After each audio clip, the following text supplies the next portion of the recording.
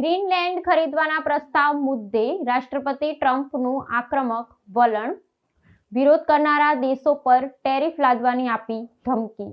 અમેરિકાના રાષ્ટ્રપતિ ડોનાલ્ડ ટ્રમ્પે ગ્રીનલેન્ડને યુએસમાં સામેલ કરવાના પોતાના મહત્વાકાંક્ષી પ્લાનને લઈ ફરી એકવાર વૈશ્વિક સ્તરે હલચલ મચાવી દીધી છે।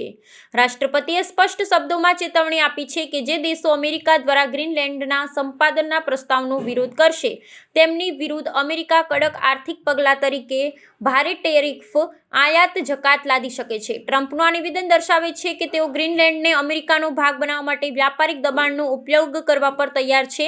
ગ્રીનલેન્ડ જે ડેનમાર્કનો સ્વાયત્ત પ્રદેશ છે તે તેના વ્યૂહાત્મક સ્થાન અને વિપુલ પ્રમાણમાં રહેલા કુદરતી સંસાધનોને કારણે અમેરિકા માટે લાંબા સમયથી આકર્ષણનું કેન્દ્ર રહ્યું છે।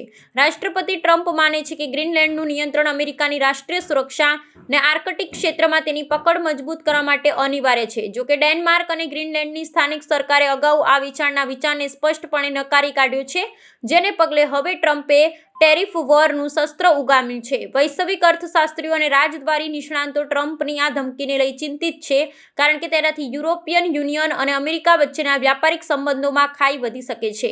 ટીકાકારોનું કહેવું છે કે પ્રાદેશિક સાર્વભૌમત્વના મુદ્દાને વ્યાપારિક પ્રતિબંધો સાથે જોડવો એ આંતરરાષ્ટ્રીય મુત્સદ્દીગીરીમાં એક અસાધારણ પગલું છે। હવે જોવાનું એ રહેશે કે ડેનમાર્કો અને અન્ય નાટો સાથે દેશો અમેરિકાના દબાણ સામે કેવો પ્રતિભાવ આપે છે। Put a 25% tariff, which is, by the way, about 7 times more than they would have to pay by raising their drug, like 7 times. This wasn't like a little bit more, 7 times more.